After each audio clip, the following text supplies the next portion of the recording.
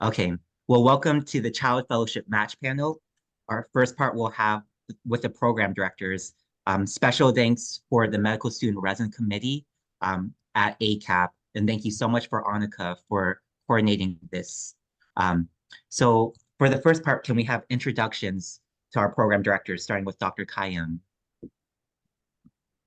Yes, hi, I'm Sheila Kayum. I'm the training director for the Child Psychiatry Fellowship Program over at Boston Children's Hospital, and I'm also the associate training director for the Boston Children's Tufts Triple Board Program. Wonderful. And then Dr. Trello Rochelle. Hi, I'm Kathleen Trello Rochelle. I'm the CAP program director at UT Southwestern. I'm also program director for our triple board program here, and we have a child track that I co-direct. So nice to see so many faces here interested in child psychiatry. Wonderful. So the first question that was asked was, how much do extracurricular activities weigh when evaluating applicants? And then what kind of extracurriculars do you look for? Could go with Dr. Kayum, sorry. Sure, we'll go in that order. I thought one of the most difficult things this past cycle was that the hobby section went out of the applications. And now you have to look for them in experiences. So I would say I would highly recommend that if you don't find the hobby section that you put those in, because a lot of times, and I'm hoping my co-program director here would agree, that a lot of the applications are very, very strong. And we see a lot of very, very accomplished candidates. So we're always looking to see what makes you unique and what makes you stand out. And so the hobbies and activities, are things we talk about in the interview process, but it lets us know you're more well-rounded, what your interests are. And I'm always looking for anything fun. So it's always cool when somebody puts, like, they still play Pokemon Go, and it comes up in the interview, or what they like to do and how they play and how they take care of themselves, because it's important. It's very stressful, the world of child psychiatry. It is full of joy, and there are difficult days. And what you bring in terms of play and what you enjoy is something you'll bring into your space with patients and young children as well. And also, it gives me an idea of, if you're having a rough day, how are you going to take care of yourself when you're not at work? So we're always looking for those.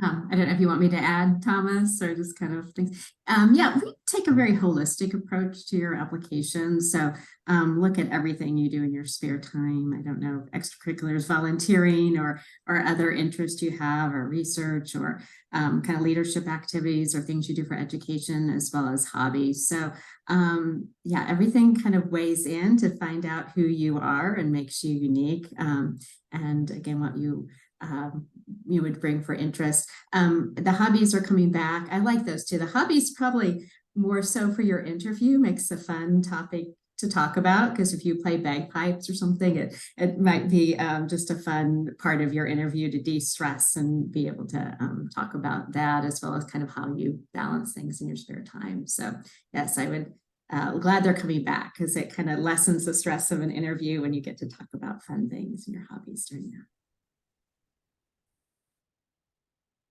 Thank you so much. The next question we got were, how do you think programs view graduates from new psychiatry programs? And we could go any order if Dr. Trello Rochelle wants to go next.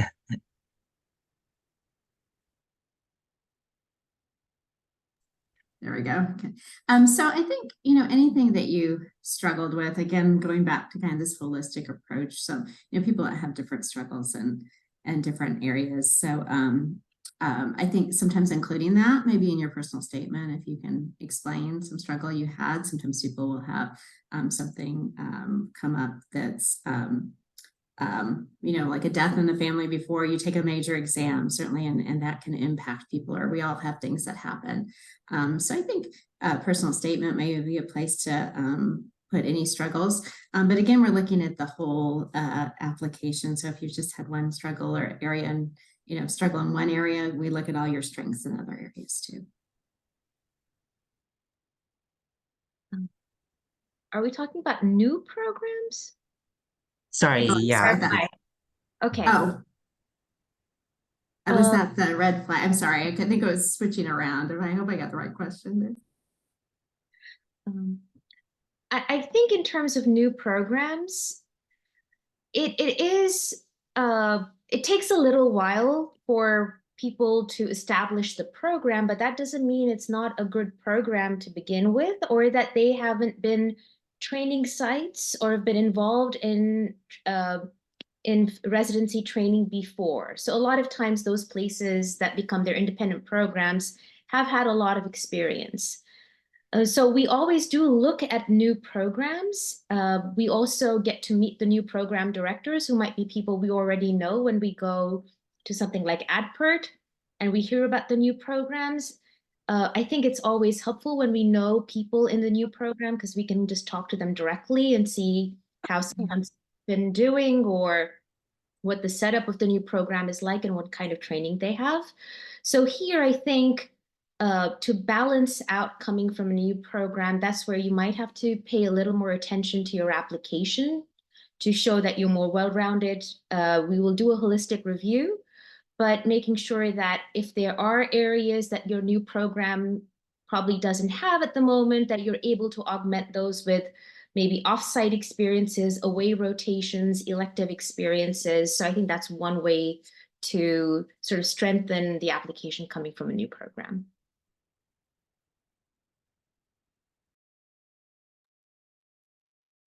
And yeah, I apologize. I sent questions beforehand and then I sent updated questions the last half hour that may have not gone through. Yes, sorry about that.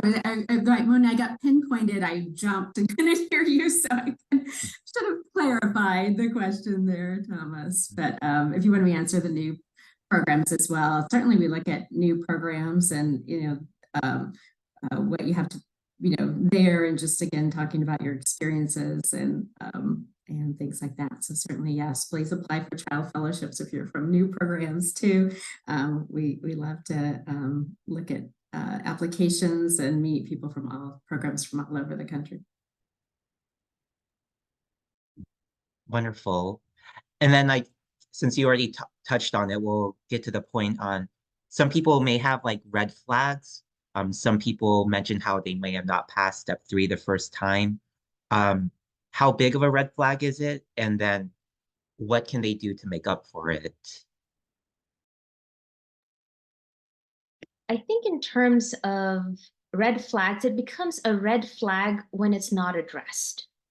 So if you failed step 1, step 2, step 3, whatever it was, or there was a gap or something, as long as it's proactively addressed in your application, it makes it okay. And that, what did you do? What was the reason? Just like Dr. Trello Rochelle talked about.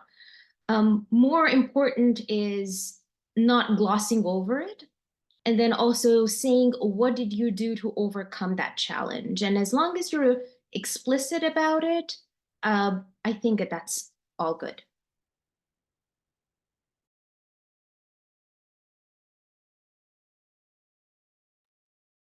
Awesome.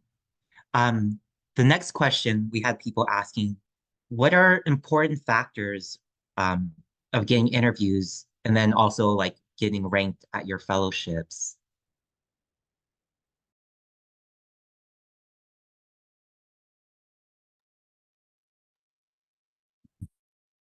Did you want me to go first? So I think, again, we look at the whole application. So, getting interviews, it goes through the whole thing. Your personal statement, you certainly need to like children. It's a good factor there if you're going into child psychiatry. So, things you've done, again, include everything you done with leadership and volunteer work and all those things that show your interest and your accomplishments.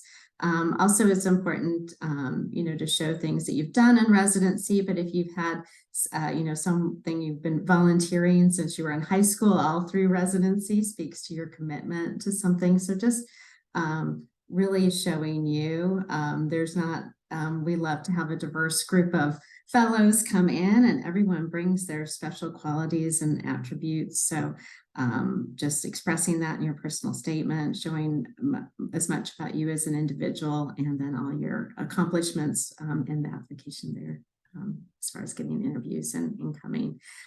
Matching, it's, like a two-way street, same when you went to residency, where you feel like you'd be a good fit and where you'd blossom and grow. So we certainly want, people who would feel like this is the place they want to be. Yeah, I'd agree. I think, like I said, particularly if you are a program that gets a lot of applications based on location, a lot of the applications might look very similar because people have glowing letters of recommendation, people have done volunteer work, a lot of people have written. So I think we're always looking for that. What is the more out of the box thing that you've done, or what is your unique experience, or what is something else that you're bringing in that has been uniquely you? And I think reading over like 160, 70 personal statements every go, that one personal statement that was not like others, I would love to meet that person.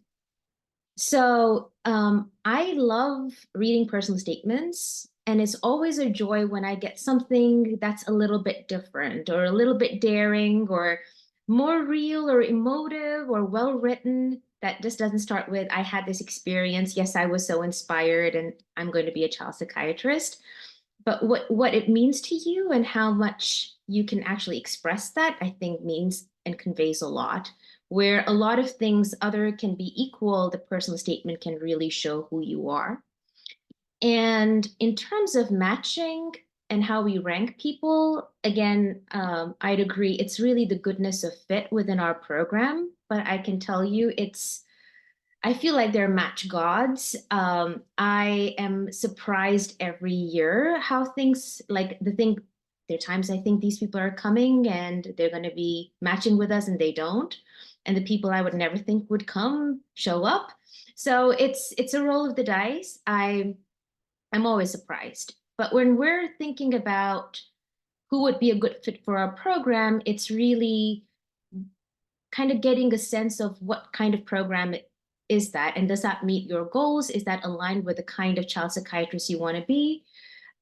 Will it give you what you're looking for to practice where you need to be practicing? So we're a very big university-based hospital, and we get to see very, very complex kids. And we're not tertiary, we're quaternary. We get a lot of international patients.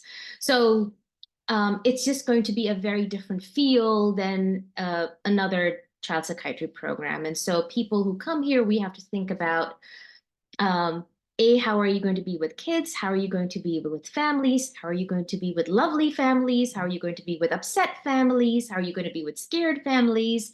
And it's a lot to gauge over an interview and an application, but we do our best. And we keep our fingers crossed. Thank you. This wasn't a question that I sent out earlier, but you brought up personal statement.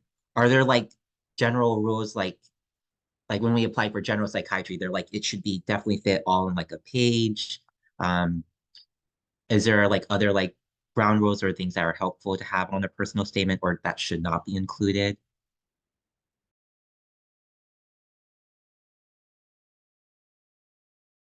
Maybe one thing I'd say is don't sound too much like ChatGPT. Make it your own. Yeah, I think about a page. I know some people really are hard fast to the page, a little over. I'm lenient. Like we do 3-page, you could probably summarize a bit. Yeah, I mean, just so it shows that you're you. It's always fun to read a personal statement, and then I'm interviewing someone like, I was so looking forward to meeting you.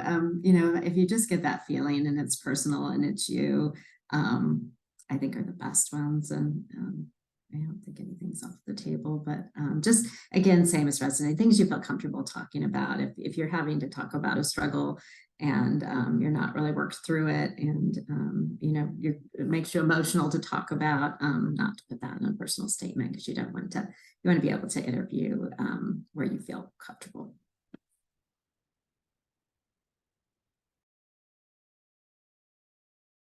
Although to that, I might add that I've had people cry during an interview, and that was perfectly okay. Because or people get tearful when they're talking about something. Just know that that's all right, as long as you can, what you're talking about and what it means to you, and what is the sort of the beauty behind what's making you emotional. Because sometimes the most real connections we have with somebody we've never met is what comes up during that interview. And I've had that happen to me twice, and I've matched both people. Yes, if it's a patient that's met an impact, sometimes even the interview, we've had to take a breather or a break because it's been so much to hear. But I mean, I think that just shows the connection of someone's talking about a patient that has brought that emotional quality to things. So yeah, so that's fine. That's really useful to know. So the next part is like a two-parter. There was someone who asked, like, do most people end up staying at their institutions where they completed their fellowship? But the second part to that connects well is when you advise your like just general residents at your program to a child fellowship, what factors do you recommend to them, or how do you advise them about staying within their program versus maybe going elsewhere?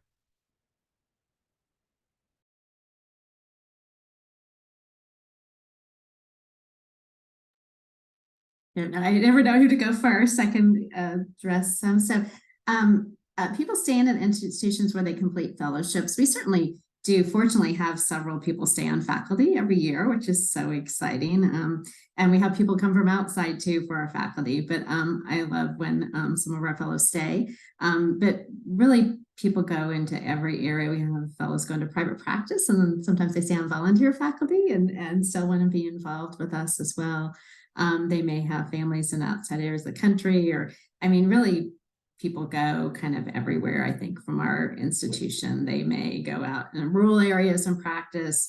We really want to train people so they can explore what they want to do. So we're fortunate that some do stay, but I think we're also fortunate that other people go out and fulfill their passions and what they want to do for child psychiatry in all areas. So do first part, and then I guess you can start second part, and we'll tag team that way too after you answer the first. The second part was, please repeat, Thomas. Sorry, the second part was, what for residents, what do you advise for them when they decide about like trying to go to their own fellowship, or maybe go to a different fellowship program? I think, well, there are two things. One is when you train at a program or a state, you get to know the services and the structure of that place. And state to state, there's a lot of variation, and state to state, there's certain things that are fairly common. So when we're advising our to-be graduates, we start with a sort of a transition to practice series about, well, you're going to grow up very soon. What does your path look like? And how do you make that right decision for yourself? So some people like to stay close by so you can have that supervision and mentorship still available to you as you're graduating and transitioning into an early career psychiatry position. But really, for a lot of people, it's family, their own personal growth, where they want to set roots. I think it's the time where a lot of our fellows are starting their families. So again, cost of living and where they're going to have family support are all very important considerations. At which point in time we tell them, just you have to do what's best for you. And when they're moving away, we do our best to connect them with people that they might be wherever they're moving to find the best opportunities for them.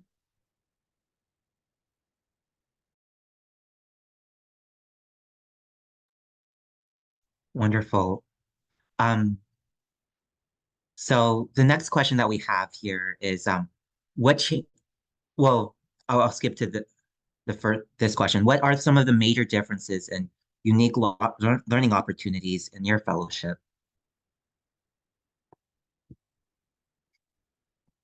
Okay, I'll start this time.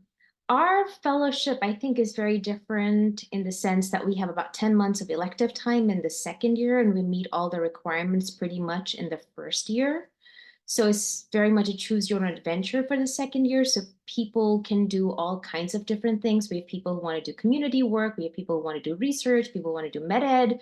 People who just want to be very good acute care psychiatrists. People who want to have set up private practice and get a lot of psychotherapy exposure. So it's really a very different experience for every trainee. But I think our program has a lot of flexibility that people can do a lot of different things. People have done simultaneous other programs and fellowships that we sort of count towards their elective time. Like people have done through adolescent medicine, substance use fellowships. People have done bioethic fellowships. And so it's really very, very much trainee driven, but with a lot of scaffolding and support to make sure that they get a well-rounded experience and they're really good clinicians and scholars when they leave.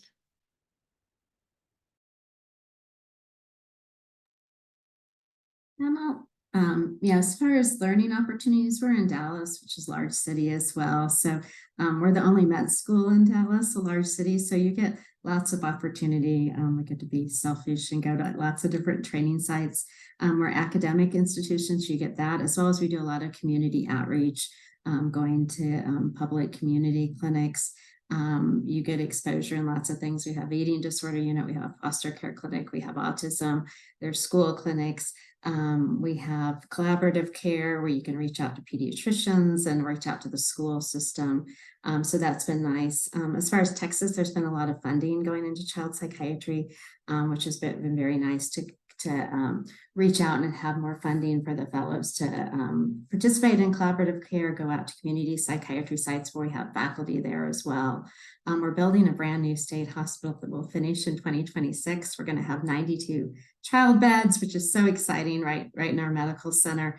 So everyone's very excited about that. We'll have a medical peds psych unit in addition to our pediatric hospital where you do consults with level 1 trauma centers. So lots of opportunities in Dallas to explore things. We also have electives as well to explore areas outside of kind of everything else you're doing, and it's always fun. I think, like you said, is hearing fellows' passions and different areas they're interested in, and being able to explore those things as well. And that goes to the next question.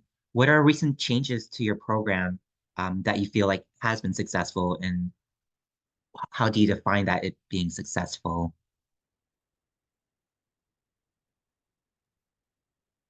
Yes, I think I've been PD for 3 years now, so I kind of came in and made lots of changes. So I was excited about those. We have a full day didactics protected time, so revamped those. Our first year you go through a lot of core kind of didactics, and second year's been really fun with exploring more specialized topics.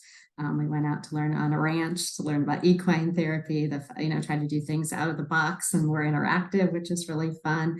I've added juvenile justice rotations and again, electives. So lots of additions with rotations and sites. Success, I always ask fellows for feedback. There's always things we can grow. We're adding certain didactics to the schedule because we keep growing and things are full, but there's always interesting topics we can add. So getting input from them. For the rotations and didactics. Also, it's nice that we do have some fellows that stayed on as faculty because they will mention to me, oh gosh, I wish we had this when I was a fellow, these additions, because I would have loved to go on this rotation or loved to do these didactics. So that gives me quite great joy in kind of hearing from people, both past that love the additions and who are currently going through them. So kind of the feedback from them. I think this is my fifth year as PDs. I took over right before the pandemic in January of 2020. So I think the biggest accomplishment, I got the fellowship and the fellows through the pandemic, and they came out very well and well-rounded and well-prepared despite everything. But I think to Dr. Trella Rochelle's point, we're always making changes as program directors. We're always getting feedback. And I think as program directors, our job is to make sure that we sort of foster the training of very well-rounded child psychiatrists who can serve the community. And also our job is to make sure that they're happy and successful while they're at our program. And so I would count that as success, that if our trainees are well prepared when they're leaving, and we're always incorporating a lot of changes, like we've revamped our didactics completely, we're redoing our psychopharm didactics, we have included a ton more electives, including interventional psychiatry, autism, bullying clinic, we have like internet and gaming addiction. So just a slew of things. I never even knew we had an adoption clinic where you do dyadic therapy with adoptive parents. So a lot of those opportunities, but mostly that whatever feedback we've gotten from our fellows, as much as possible, we've made those changes and we've incorporated them, and they can actually see that we've done it. Thank you. We've gotten a few questions through the chat. One of the questions was that someone recently realized their interest in TAP and their PGY2, and they're applying to fast track. They enjoyed their outpatient child, but they haven't had a lot of like child experience. Do you have any advice for them with their application or?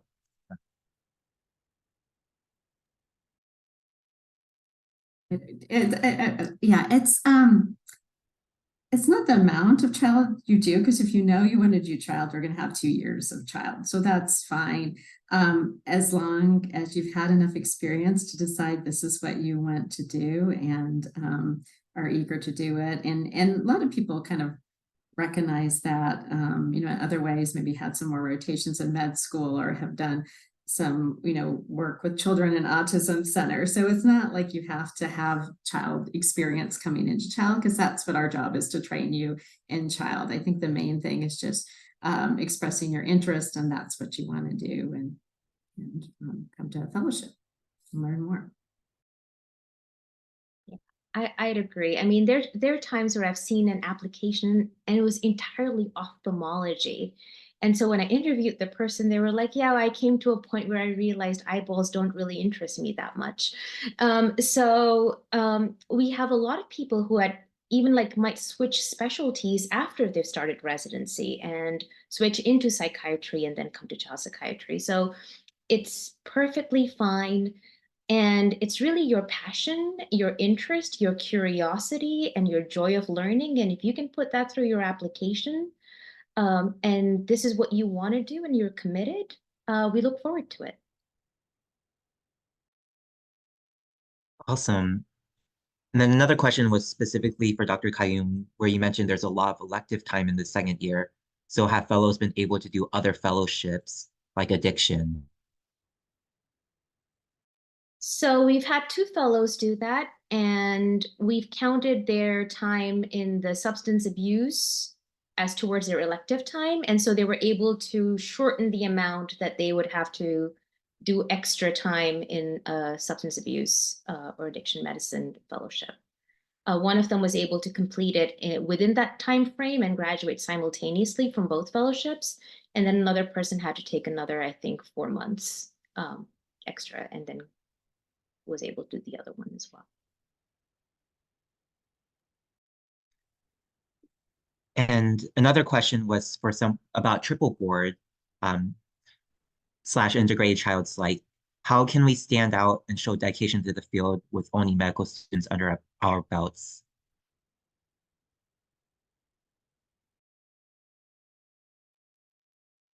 What was how can they Um, stand out and and can show you just dedication to the field. Um, for triple board, like as a medical student applying? Or? yeah, this is for a med student. Um, Oh yeah, yeah. So again, a lot of similar things. I think as you come to fellowship, you've kind of done with your residency applications, but again, looking at personal statements, people that when I read triple board personal statements, usually people just have this aha, like I really like peds, I really like psychiatry, I learned triple board existed, and this is what I was meant to be, and this is my calling. So it seems like a lot of that expressed in your personal statement, that this is your interest and what you want to do.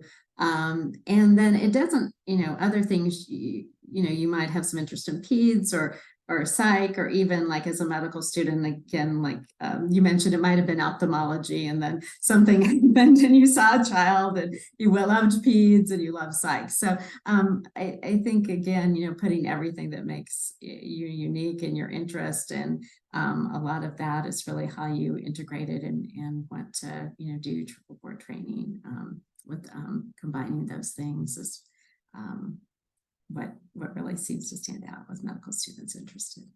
And we know, because I've been talking to medical students a lot interested in triple board, there are only 11 programs in the country, which makes like 28 spots. So we expect you to dual apply to pediatrics or psychiatry, because you're not just going to apply to 11 programs. So that's fine. Dual applying psychiatry, peds, either one is perfectly fine too, but again, helps to kind of express things in your personal statement as interest, if you have things to add for that.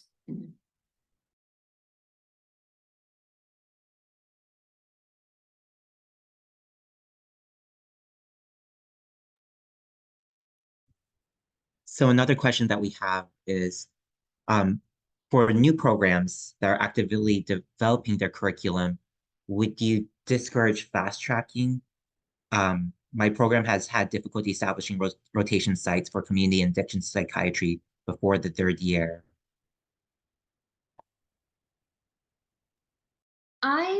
So I think this is not just for new programs. I think that's a question that comes up for a lot of general psychiatry folks about, should I do a third year, or a fourth year, or should I fast track? And it's really, what are you hoping to get in your fourth year? And how do you want to spend it? And if it's to get some experiences that you haven't gotten in your general psychiatry residency, or get some leadership experience as a chief resident, what is your why of doing that fourth year? So if you think, coming from a new program, that you want to augment some of those very important foundational experiences to make you a good general psychiatrist, then it would make sense to maybe do the fourth year and then come into child psychiatry. And it's not that we ever discourage people to apply after completing their fourth year. They don't always have to fast track. And a lot of times people who do their fourth year actually bring in a lot more leadership experience, a lot of sort of refining of their skills and their knowledge base that actually makes them really good child psychiatry fellows. So just think if it's the right fit for you, and if you feel like you need to spend more time, great. And if you think you're ready, fast track.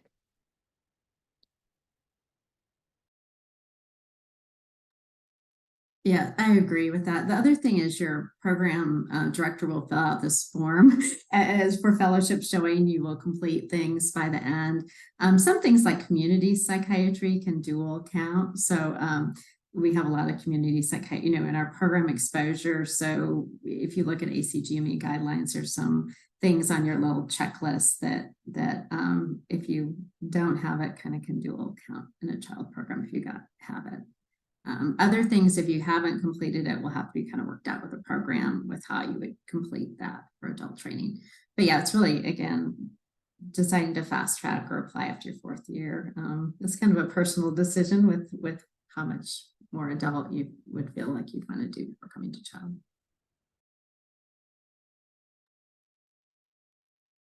And then going with that, there was one just like technical question on the CSEs. Do the people need 2 or 3 for when they apply? Actually, if you one child CSE can double count. So if you have 2 adult, you can double count a child CSE for your third. Most people seem to come in with 3 adult CSEs though on their thing, but you can dual count. You have 3 CSEs in child, and one can dual count. We do expect that people have completed 3 before they start with us, but at the time of application, they might not have because they're just starting their 3rd year. So it's usually the program director signs off that they will complete it by the time they finish that year. Yeah, again, that's on that little form your program director completes. So they do very nicely if your program director, has that, especially if you haven't completed any. Some will say it's because of their program. It's, that you complete them all in the final year, and they will ensure that you complete them. So your program director can help you out there kind of explaining those things on the form. Perfect. And then we're almost running up with time, but let's see. We have do PEDs expect or discourage communications outside of the application process? This etiquette was difficult to navigate during residency application, but I wonder if it's more casual / loose for fellowships. I won't say it's casual or relaxed. More than general psychiatry, we do not initiate contact. However, if trainees write to us or applicants want to write to us and they have questions or they want to express interest, that's always welcome. And we'll be happy to answer any questions that they have, but we don't actively do any outreach. Yeah, the match for child fellowship is a gentleman's agreement. So we honor the gentleman's agreement and stay with match guidelines. But I agree, if you have questions, I'm happy to answer them. I mean, it's a big decision when you're deciding between programs. You want to answer questions. I think all the program directors do to make you feel comfortable with decisions or things that come up. And even, before, you'll get your application in ARIS in July, people, have questions now or things, I'm always happy to answer them. And then as the match is going on, but we stay within the match guidelines, but questions are always anything we can clarify.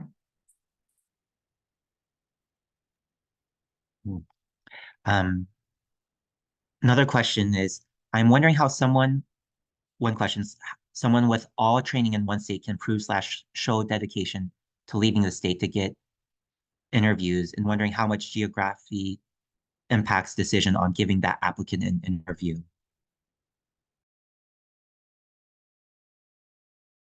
I think now there's a geographical preference that you can put in. So as long as, you're thinking that you might actually come to the area, that's fine.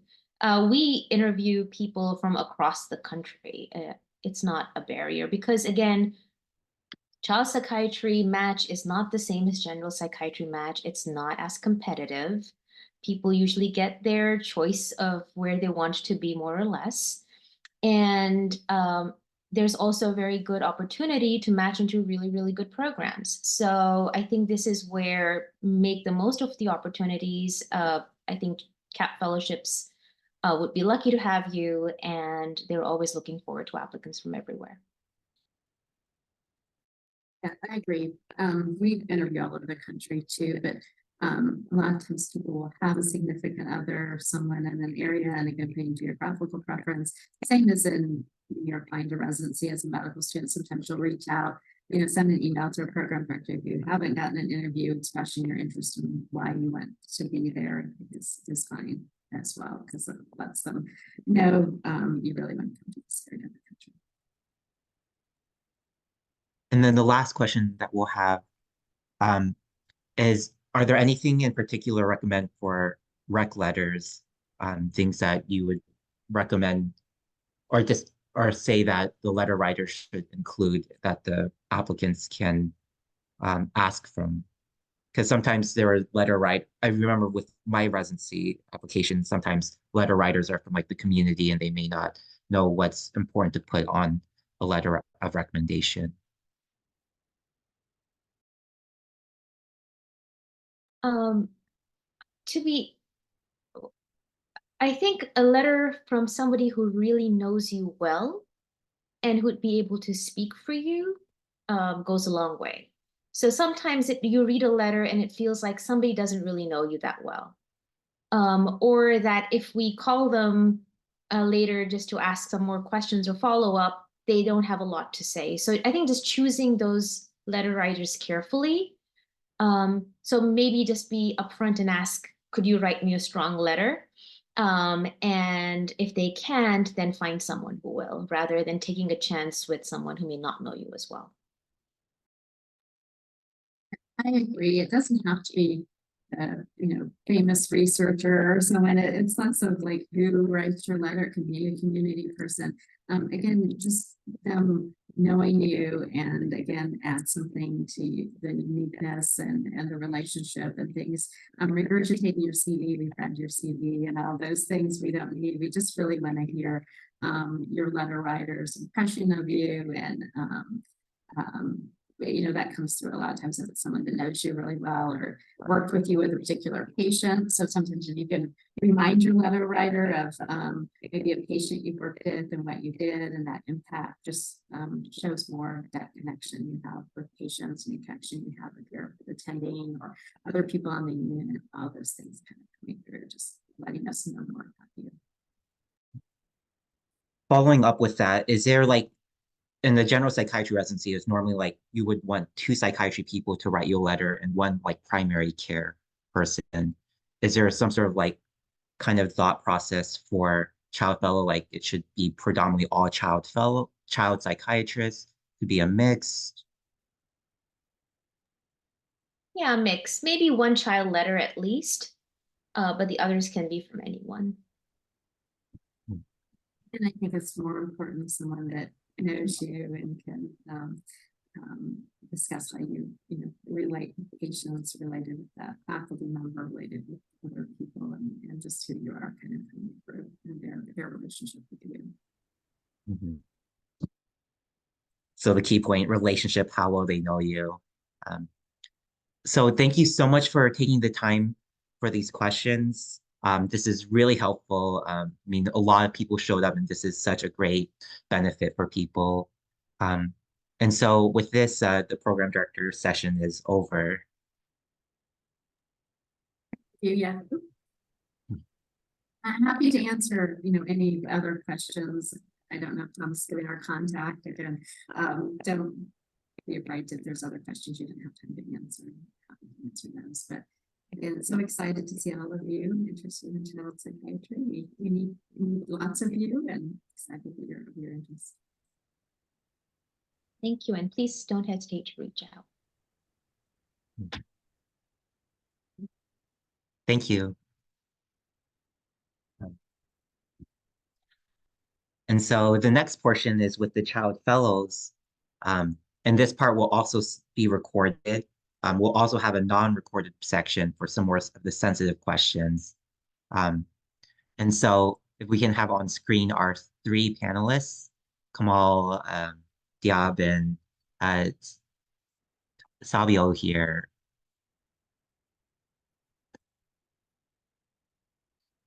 And then just making certain that they're here. And so we'll go with introductions. Thank you for the child fellow match portion. In this, we have set of questions that were sent to us beforehand. But we'd like to do introductions first. Just name where you're from, any fun facts. And so we'll go with Dr. Ali. I see him on the screen.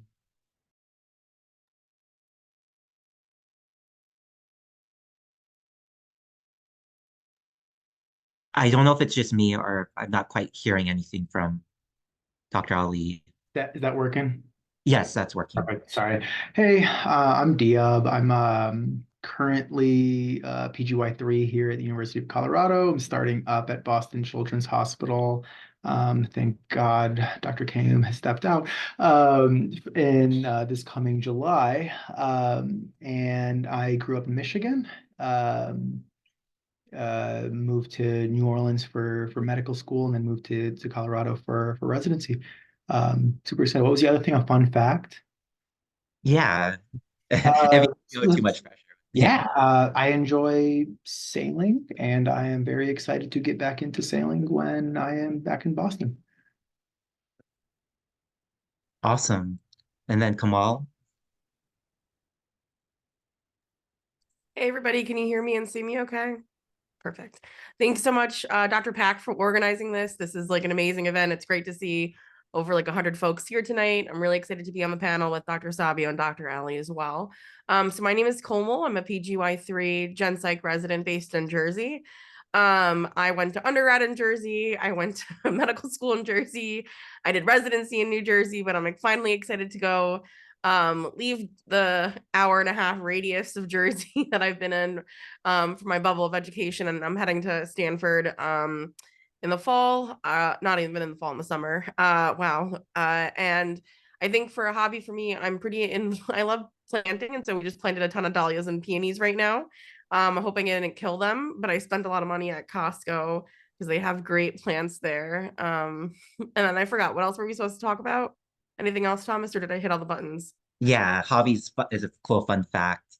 Um, and then Sabio, yo. Hey y'all, I'm Savio. I am in residency at East Carolina University. That's in Greenville, North Carolina. Um, I bounced around a bit before that. I was in Colorado for med school before that, and then I'll be going to UCLA for child psych. Um, really excited for that. I'm actually in LA right now, just visiting. And so yeah. And then I guess hobby things. Um, when I was in Colorado, rock climbing was something me and my partner like to do. Hadn't done as much of that in North Carolina, where we're at on the east side there. But I visited and saw there's a little climbing gym near some of the spots I'm looking at here that's pretty cool, and there's Joshua Tree and stuff like that, so that's cool. And we got a couple dogs that keep our hands full. But yeah. Very cool. Well, we'll get to it. Um, one of the first questions that we have is, what was the timeline with your application? And we could start with Savio, Dr. Savio. Um, I don't know what the question means exactly, I guess. Oh, like with like when you applied and like got letters and sort of like the Gotcha. interviews. Okay. Okay. I'm not sure exactly when I started getting my I feel like I can't remember off the top of my head, to be honest. I'm sorry. When they started coming back in, but I feel like it was like I mean, you guys on mute, speak up if you remember. I mean, I feel like we submitted like, what was it, like July, like late July, July 20 something maybe. I like it might have been mid-July, Yeah. Yeah. because I There know, yeah, go on. I was just gonna say there's two deadlines that they give you. So one is the deadline for you can submit, and then the other deadline is like the release deadline. So I just remember the advice that I got was to try to have your your letters in before the release deadline. So it still looks like everything was finished on time. Mhm. But I also will just chime in and say one of my letter writers came in a little bit, couple of days late, and I don't think it impacted as much as I thought it would impact my application. So there's always light at the end of the tunnel. I think I had a letter writer finish a letter 2 weeks after the deadline was due. Yeah, I'll say that was super common. Like I think I had like a couple of classmates, both of which had like late letters come in, and everyone ended up fine. Yeah. I guess otherwise, yeah, I remember. So I think my first interview came in, like the internal interview came in like the end of July. Majority of interviews happened, I want to say it was about early August to early September is where I think like the bulk happened. Or sorry, in terms of like like maybe uh invitations. Yeah. And I want to say that the interviews themselves were like all the way until I think mine were like end of October or so. Yeah. just sort of it's a little subjective because I think in addition a lot of times to the interviews that you have, you may, particularly if the interview goes well, you may get referred to, oh, you should meet this faculty member or this potential mentor, etc. And so you might get scheduled to meet with additional people later that aren't like technically part of a formal interview. And that can go all the way until like November. I mean, I think I had formal like interviews scheduled out till like December like 7th or something, like pretty late. I think generally speaking, I don't know if I'm like jumping to later questions. Is one of the things about like how many we applied to or stuff like that, or we talk about that later? Well, I didn't know if that could be a more sensitive question, so I left that for like the non-recorded part. Okay, yeah, sure. Okay, yeah, I gotta pull it up, so I'm trying to see. But yeah, the as far as the timeline goes, yeah, kind of like these guys are saying. I think the letters too. I think that that's probably a good piece of advice to consider is just like asking letter writers early, and I would say some programs like want 4, some want 3. So like I would just I think I had 5 just so you can take your pick. Like I would ask multiple letter writers just so you have it'd be better to have one in your back pocket than not. And most websites will blatantly say what they want in terms of number of letters. Um, I got the advice, don't send more than they ask. Uh, yeah. Yeah. That's what I did that same thing, yeah. Like all the places that wanted 3, just send 3.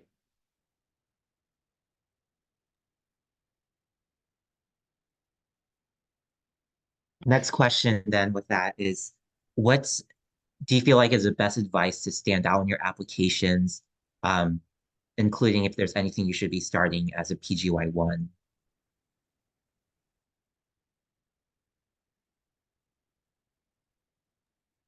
No. So I think, I guess to answer the later question goes easier first.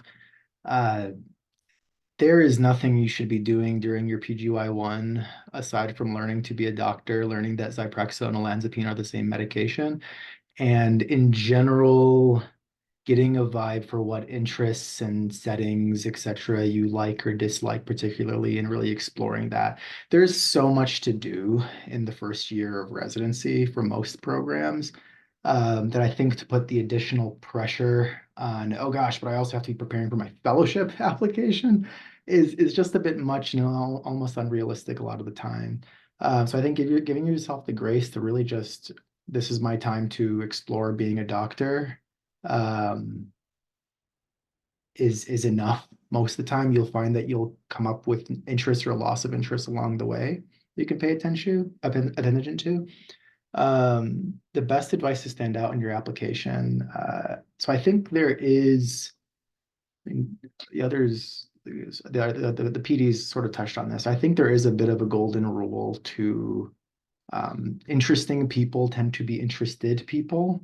And in many ways, I think falling into this trap of, oh gosh, I'm going to worry about what's on my application for 4 years, so much so that I forget to live a life, can be,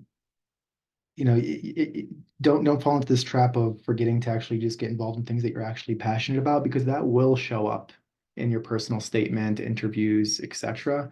I can't tell you how often it is that we interview at least like med students on the residency side of things who it comes across as I've spent so much time thinking about how to crank out a number of publications that I'm not actually don't really care about, that we just end up really falling in love with the guy who loves photography and because they can talk about it and then are really passionate about something.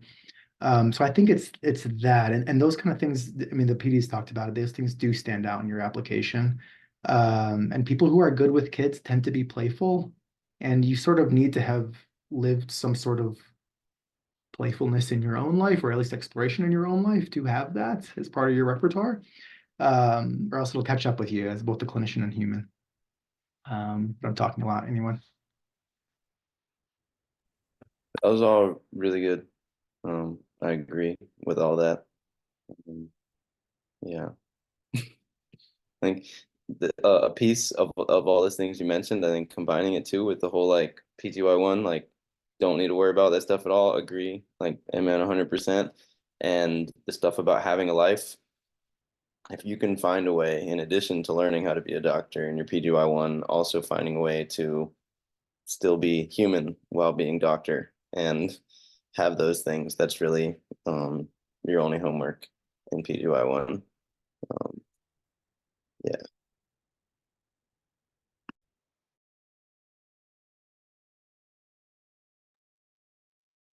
Okie dokie. I Having a would say sorry, I'd say one other thing because I realized that was the second half of the question. Anything about starting anything PGY1, and then the first half was just best advice to stand out. So like if we say PGY1 separate, but if you're looking at like your PGY 2 year start of your PGY 3, whatever, all that stuff, I'd say, I mean, your PGY 2 year, I personally would say go to the conference, go to ACAP conference. Like just yeah, I mean that's how I've met all y'all. That's how, I mean, if I would say hands down, like if I didn't go to the conferences, I wouldn't be where I'm at right now. Yeah. Yeah, I'd like to echo. Oh, sorry. Oh, I was gonna say I'd like to echo that. I think it's really important to be mindful of like where you're at. And I think the more that you near, kind of getting closer to PGY 2 and 3 as you're applying, that's helpful to go to the conferences, but like be really mindful of where you're at and like what your goals are going to be. And they change, right? So I think I really like to echo both of the advice that was given. And then lastly, I think for me, the best advice that I've gotten is to like ask everybody and like be like vulnerable and be humble with whatever their perspective and whatever their experiences have been. But then at the end of the day, you know yourself best, and so you'll end up doing what you think is right for you. But I think that humbleness and like asking everyone what their thoughts are and like being earnest with yourself and like having that level of comfort was really helpful for me. And I like remember like asking Sabio during the interview cycle like a lot of questions, and he was really helpful. And I think that was also something I got from the conference, is like having someone to do it with. And I think that also was really helpful for me because sometimes it can be really isolating, especially if you're the only one applying from your program. And I think it's really helpful to have like that bigger network that you can get through MSR and that you can get through ACAP as a whole. And I just want to say thank you to Savio again. I just remembered like how kind you were during the whole cycle.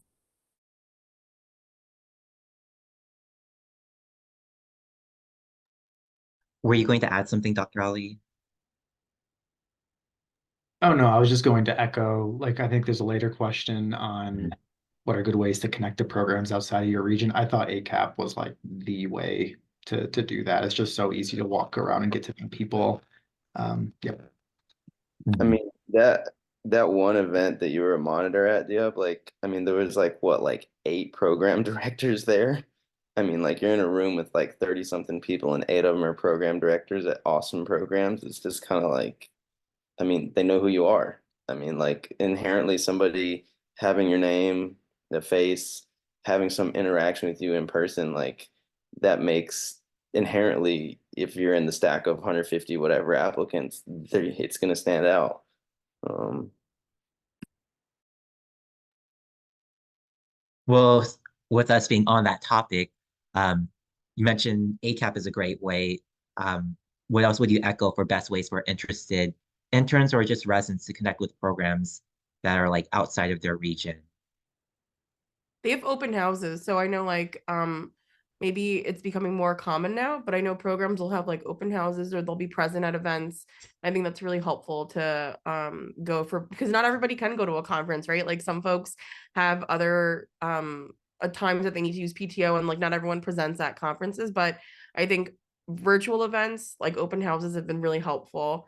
And when they have like the optional like interview days or like the optional like meet the program, I would go to those as well. And that goes for residencies as well if there's any medical students here.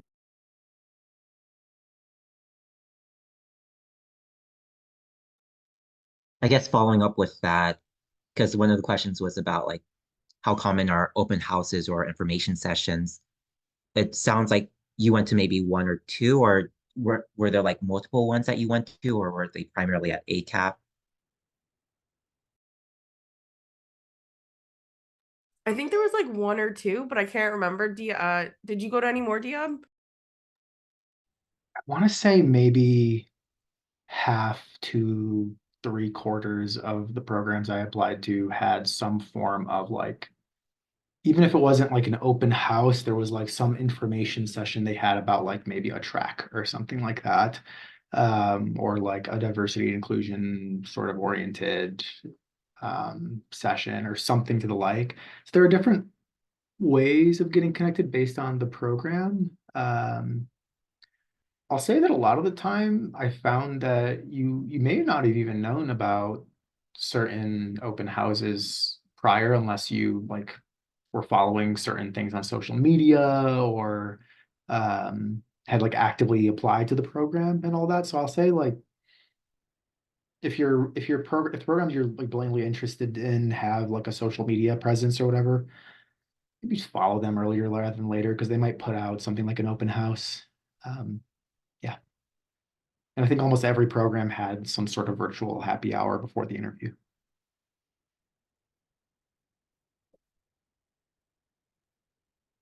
That's good to know because that was like the other question is how do you know if they're going to have open houses or not? And so following them on social media seems to be the big thing. Onward, upwards. How competitive was the fellowship match compared to what you expected?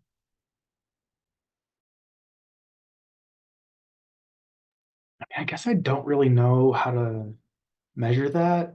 Like like nobody tried to whack me or like and no one like threatened my family, but like maybe like less competitive than I thought. Like I matched to my top choice. Thought everyone was super pleasant. Yeah, I'll say that if you're interviewing around a certain region, you tend to see similar faces at interviews. I don't know that's a testament to being competitive, though. I think that's just a testament to how small our world is. Um, yeah.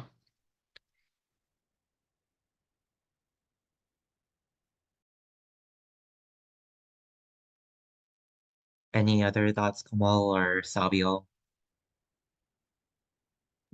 Yeah, it's hard to answer that. I think I was like Diab said, I'm very pleasantly surprised where I matched. I think that the people that I've spoken to are all very pleasantly surprised where they matched as well. So maybe that can comment on the, how important it is to find like a good fit and like you also it's like a different cycle than the residency cycle. Like Dr. Q was saying, like you like historically there are cap spots that might be unfilled across the nation and like everybody like knows that there's like a youth mental health crisis. So I think that despite you maybe not getting your number one choice, like wherever you end up becomes your number one because it's so important.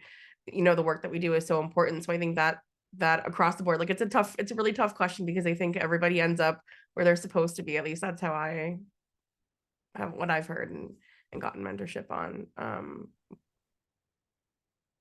Yeah.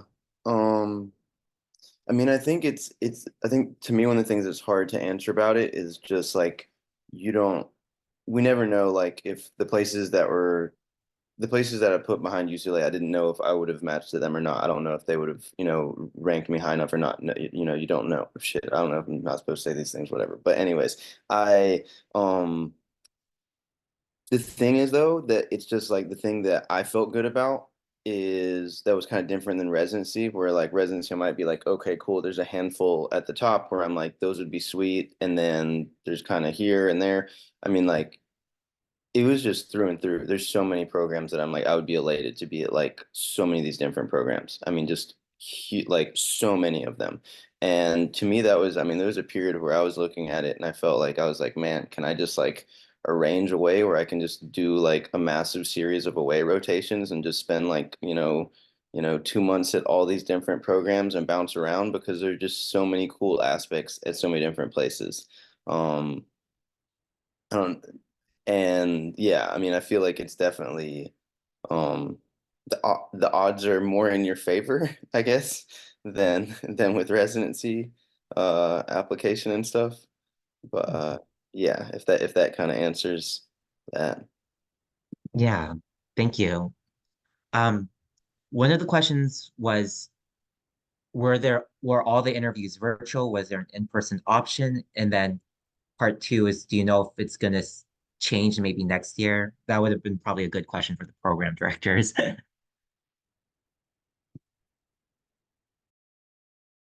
I only know of one program like nationally that did in-person interviews. I didn't apply there. Uh, I think this is to stay, this whole virtual thing. I don't know.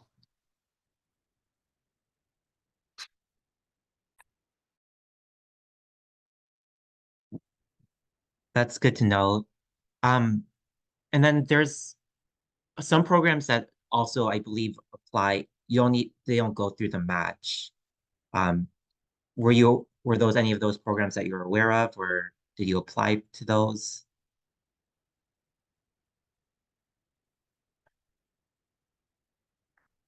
I would take that as a no with that. Um, Is so that other what thing, the oh yeah, pre-matching question is? Like we've got a question about like pre-matching, which I didn't know was an option we could have done, and if so, I'd like to go back and do that. yeah. Well,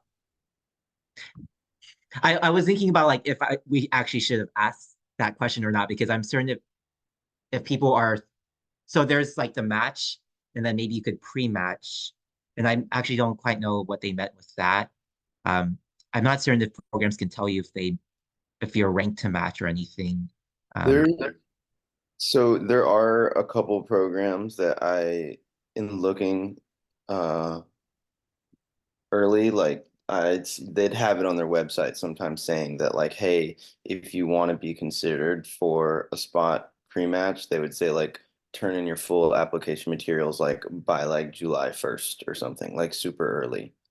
And Hmm. it's just like I think I saw like one or two places that mentioned that.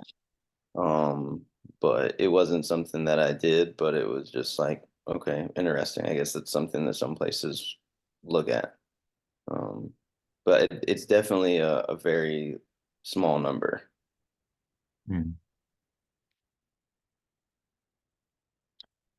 Another of the questions was, how do you ask programs to support CAP applications for fast trackers? Um, I'm guessing maybe there's some concerns that maybe there won't be support for fast tracking. Like residency program? Yeah.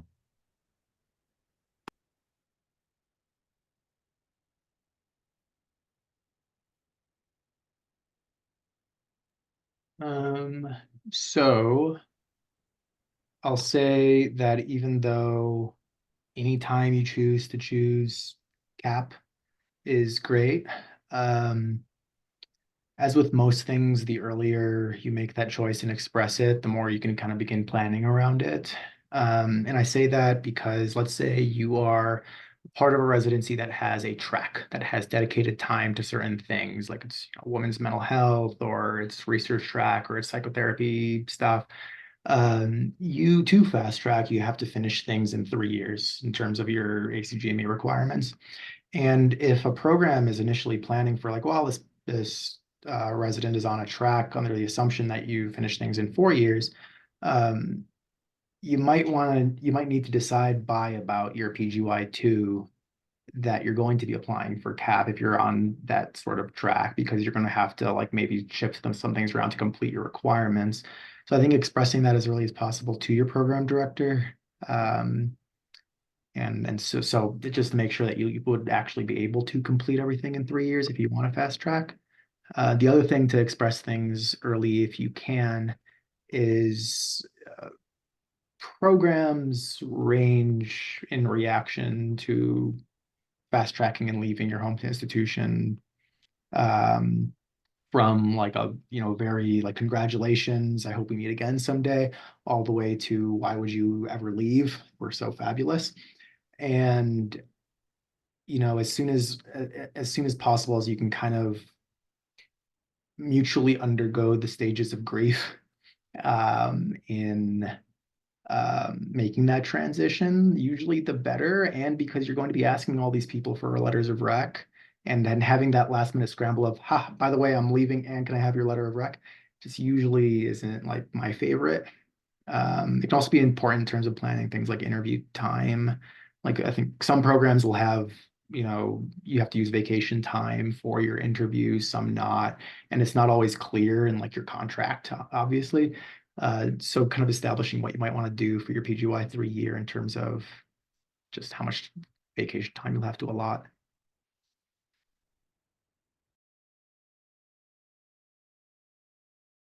Yeah, I'd like to just echo the concept of like letting them know for interview scheduling, especially because for clinic time, that's going to be really challenging sometimes to schedule interviews. But I think the earlier that you know, the better it is for you and the institution.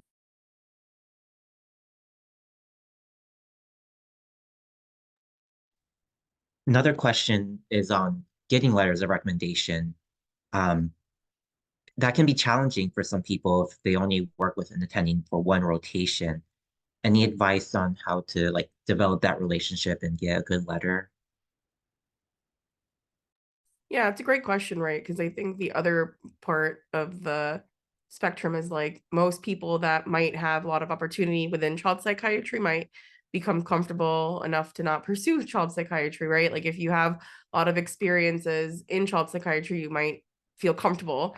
And then for institutions that might not have that much exposure to child psychiatry, then when you apply, you might be looking for more child psychiatrists to get connections with. So I think that's a really good question. I think the way that you kind of navigate that is going to be an individual process, but I think overall the advice that I've gotten has been to ask as early as you can and to be really honest and say like, look, and I know that we might not have this level of relationship that I would hope for, right? But I think that I'm really looking forward to pursuing child psychiatry. I'm looking for some mentorship.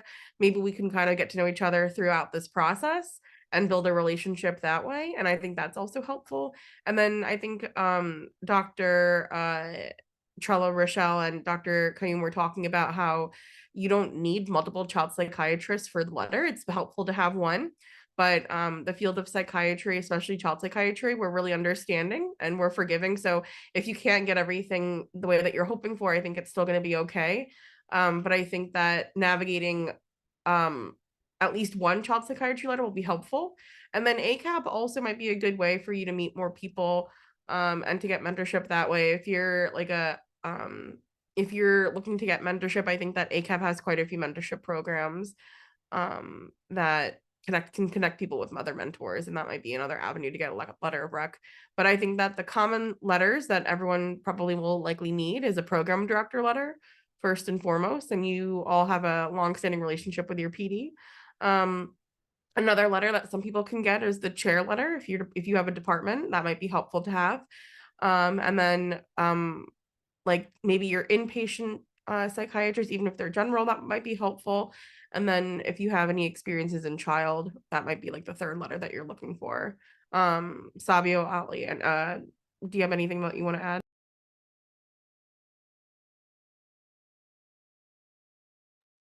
No, I think that pretty much covers it.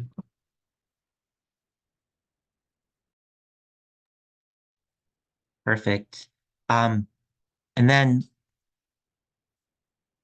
there was one question about like, besides compensation, what were the reasons you preferred to go to the fellowship route versus accruing your experience by simply taking on private practice CAP patients after graduating from residency?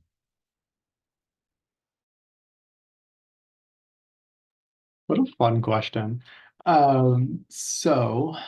I think the biggest, I mean, I can only speak for my own experience and intentions. I'm not very interested in private practice. I think I do intend on staying in like a more academic hospital sort of setting. That's the obvious elephant in the room. I'll say for a learning perspective, sure, hey, natural selection argument can be made for if I just accrue enough private practice experience over time, maybe I'll also become a good child adolescent psychiatrist. I really, by the end of my third year of residency, I still don't feel like I have done a lot of learning in terms of developmental theories, in terms of a lot of parent-child, parent-infant stuff, a lot of therapies that relate and work to different children at different ages, how to dive into different techniques and how you'd apply them based on different situations. I feel like when you do it in residency, it's kind of distal psychodynamic processes you discuss. So I really wanted to specifically dive into that area of learning before I'm done and through. I personally also, I mean, I really want to do, a mixture of research, teaching, academia in general, which I really enjoy. And I think the other benefit of a fellowship is you really can meet mentors. You can really get involved in certain areas. You can bounce and debate new ideas in the field and learn about those new ideas and maybe engage with them. Whereas kind of taking what you know from from adult psychiatry training and just applying it into a private practice sort of limits your scope of new ideas unless you're just like a really avid reader and meeting new people anyway. And yeah, I think in terms of if you're really looking for mentorship, really looking to work with those mentors before becoming an attending and sort of develop that network and relationship, I think it can be a good opportunity there. But yeah, all things are a salary cut in a way. Yeah, I just like to echo that.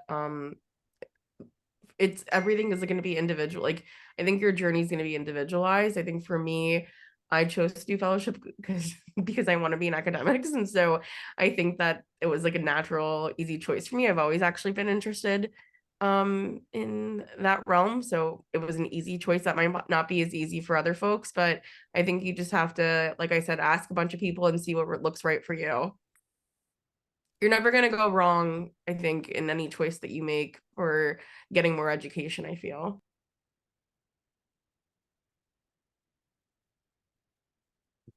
And then the last question we'll have for the recorded part is, you all talked about you want to go into academics.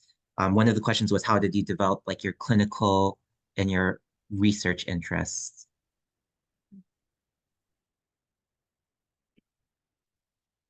I can take this because I am still developing that interest of mine. So it is a TBD. I think that some people kind of did a lot of work and research and might be MD, PhD folks that might have like a robust, already developed research experience like Dr. Pack we have over here. But I am still in the developing and in that process, and I will keep you all posted.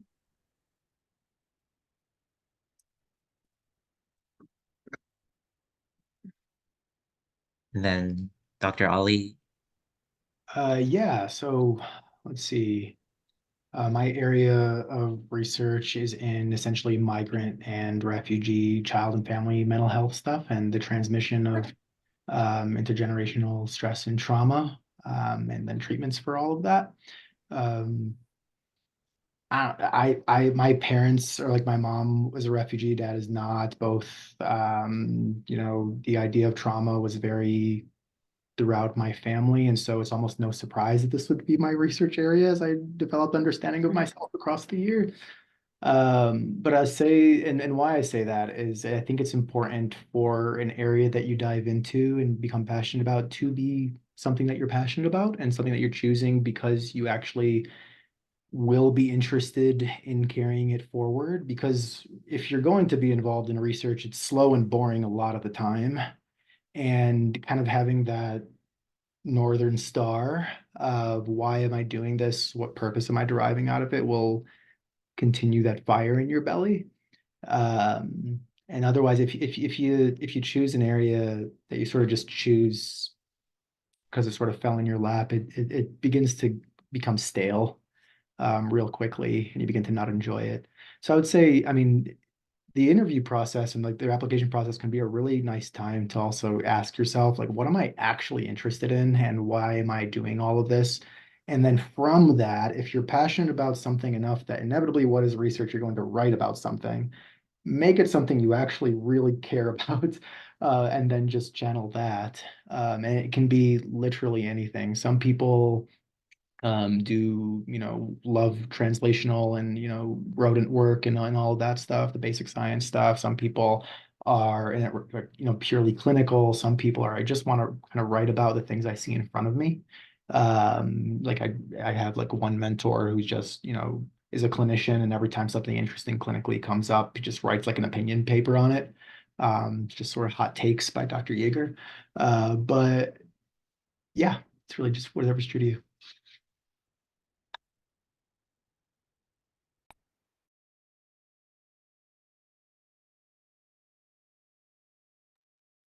And if Savio's in a place where he could answer that too, where he developed his clinical or research interests and how. Yeah. I mean, I think like life experiences probably was the biggest thing for me. As far as like work things I did before even wanting to go to medicine. Um, I led backpacking trips for a while, so like nature, I saw like the power of like nature, like having a really healing impact on people. And I also worked at a residential school like years ago. So I saw like just I mean, these were kids that it was just pretty pretty awful things like that these it's like the whole least restrictive environment. The only places kids would go there from there that were more restrictive was either like to the detention centers or to like the state psych hospitals and stuff, and kids would step down from there to where we were at. But it I think just to me and a lot of stuff, and I did MPH in med school, and before I did that even, it just kind of as I started to do it, it really just clicked to me. I'm like, wow, it just yeah, I tend to view things big picture, and I think that my interests are, and that's part of what draws me to child psych, is that I think really and truly, like like in order for us to have the best, youth mental health, like kids to be able to do the best they can, like from a mental health perspective, we have to have a healthy society, we have to have healthy communities, we have to have healthy families. And so to me, that's something that really excites me. And I think it's really cool, like what you're saying, like Dia, about like finding something that you don't think is boring. And I get excited about that. And I get excited about scheming about how to figure out how we can overcome some of the power structures that are in place that are really debilitating and oppressive and not helpful and like just harmful to people. And like, what can we do? This is probably still in the recorded thing, so I'll keep it tempered. But yeah, like what can we do from the positions we've all found ourselves in and that we're going to continue being in? Also keeping in mind that people oftentimes will talk about, oh, I got to a position so I can have a platform to have an impact. There is an element that you want to keep in mind too, that there is, and you'll see it, that like as people have more platform to have more of an impact, whether consciously or subconsciously, there is an awareness that you have higher to fall from. So then you can sometimes see someone who gets more of a platform to have more of an impact, but they get T-Rex arms and they're less apt to reach out super far to have these impacts because they're like, I don't want to fall from here. Because they know that it would be that much more of a fall from that high. But I think that's where it's just cool that being able to collaborate and work with other people and um, making sure these things are still like in the conversations with people who do like bench research and people who do clinical research and do advocacy and all these different things, just making sure that like values and all that stuff is there. That's really some of the stuff that excites me. Yeah. Thank you so much. Very powerful. I actually haven't heard of that before about like someone being on from who overcame a lot and then maybe not being able to reach out as much and having T-Rex arms. Um, so this, if we can stop the recording, since we'll ask them a little bit more sensitive questions.